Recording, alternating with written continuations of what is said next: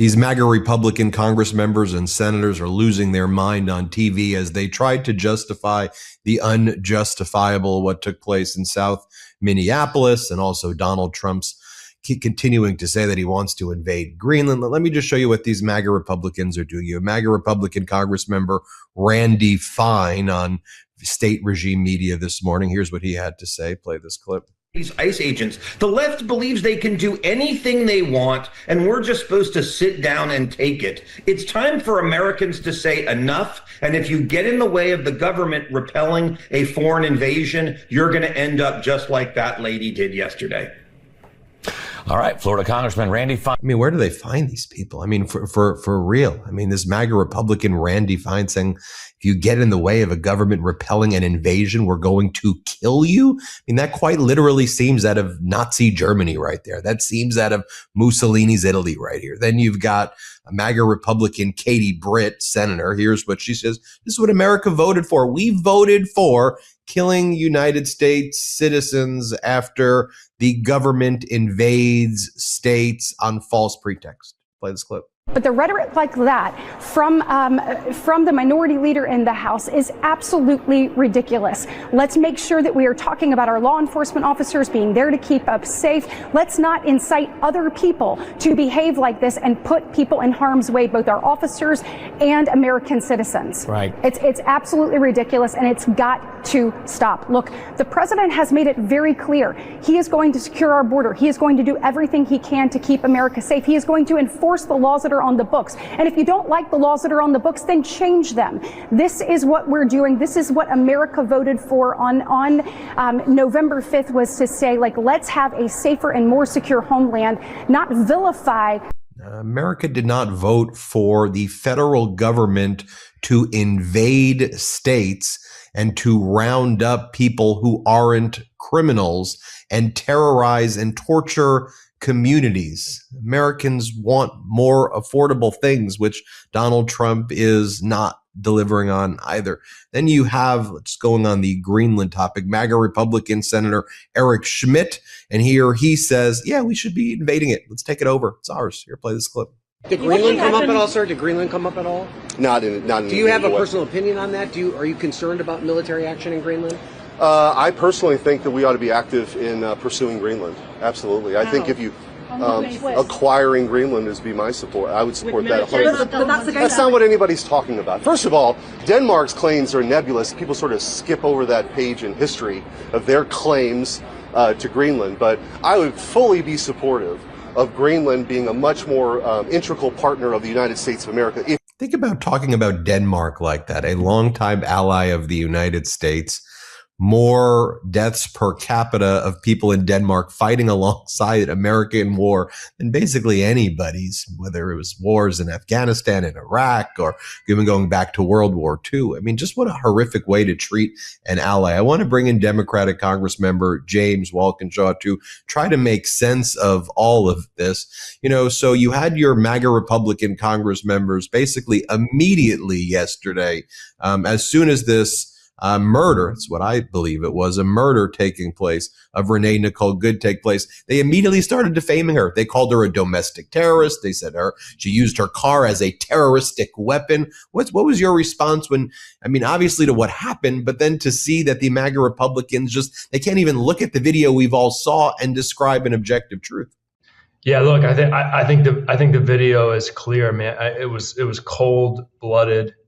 She's clearly trying to turn the wheel in the other direction, go around the officer. He shoots her from the front, shoots her from the side. It is absolutely outrageous and despicable. It's a violation.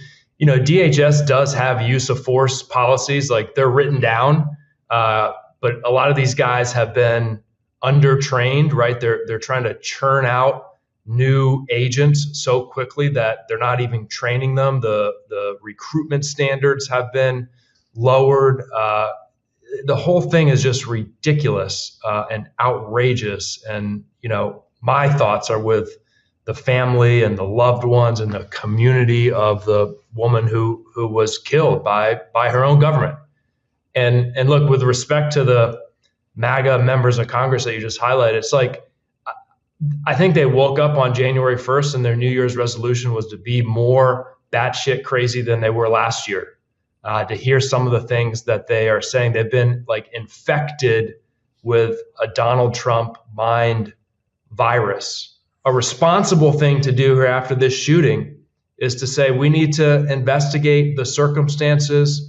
We need to review our policies. We need to review our training.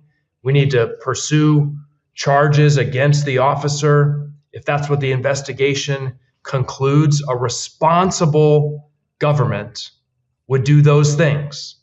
But that's not the government we have with Donald Trump. That's just not the government we have. When you and I last spoke, you had a run because you were conducting oversight, or thought you would be conducting oversight, of Kristi Noem. You were able to ask her questions and you were able to cross-examine her and got a lot of great information. But then right around that time, shortly thereafter, she came up with an excuse. She said she had to go meet with a FEMA board, which we then knew was false. She never met with that board. And she just ran out of the hearing and then kind of walked out, and the other Democrats weren't able to ask questions. But one of the things that you were able to ask her about, and now we're learning more about it as well, are these self-dealing to the tune of hundreds of millions of dollars that she seems to be doing with friends and other people who are involved in the Department of Homeland Security. Like we've seen this photo right here of Tricia McLaughlin. It's one of the top DHS officials. We see her spewing all the Trump propaganda on the various state regime media channels that exist right now.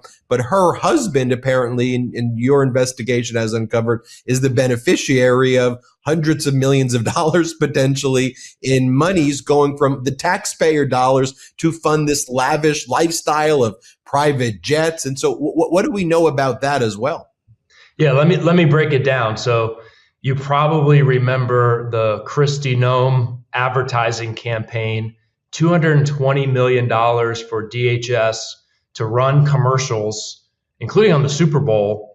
And most of the commercials are like Kristi Noem on horseback, Kristi Noem in different settings, looking maybe in her view presidential, not in my view presidential, but clearly ads to set her up to run for president, funded by the taxpayers, $220 million. Now, a big chunk of that was funneled to a secret Delaware shell company that had just been created for this purpose, to receive a big chunk of that $220 million.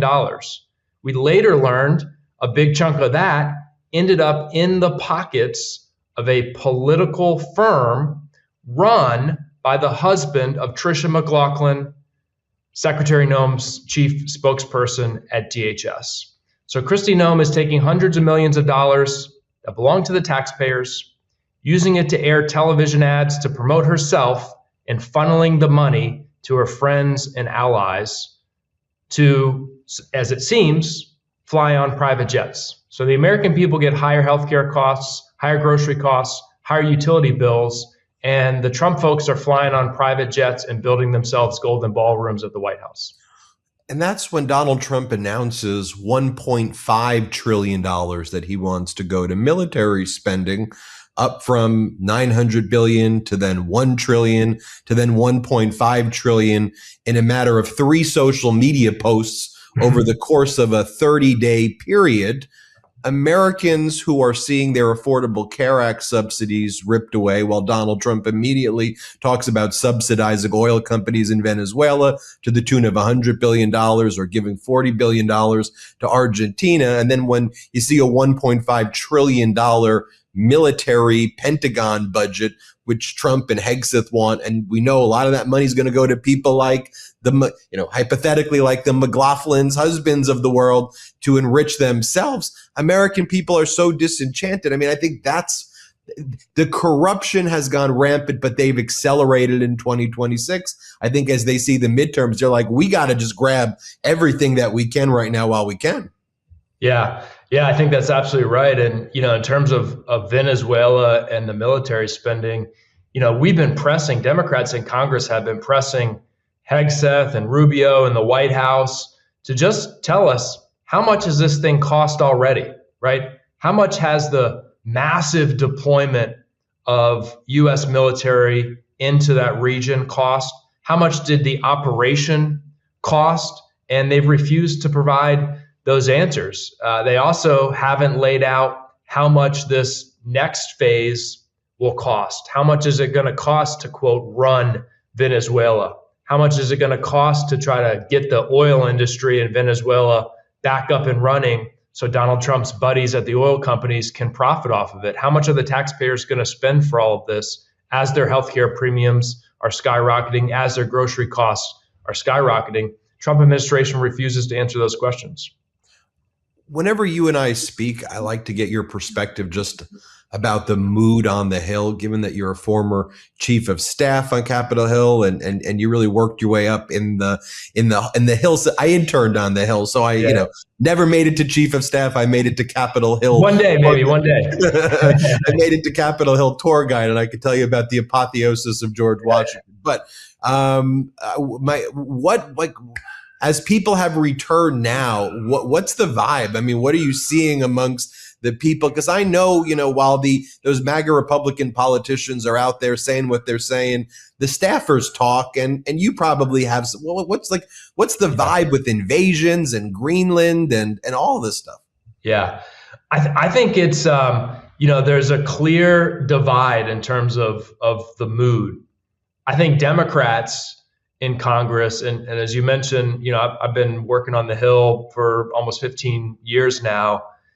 Democrats are as unified as I have seen us in that time. I think we feel like we're on the right side of the issues, not just from a policy perspective, but from a political perspective. And Trump and the Republicans continue to, make mistake after mistake after mistake. So, Democrats are outraged and frustrated on a daily basis with what Trump is doing, the insanity of decision after decision after decision, but also unified and resolved in fighting back. I can tell you the Republicans are in absolute, utter chaos behind the scenes and sometimes in front of the scenes, right? I mean, you see the exit of Marjorie Taylor Greene, going out in a ball of fire, just trying to burn the Republicans down on her way out the door. We saw yesterday they struggled to pass a simple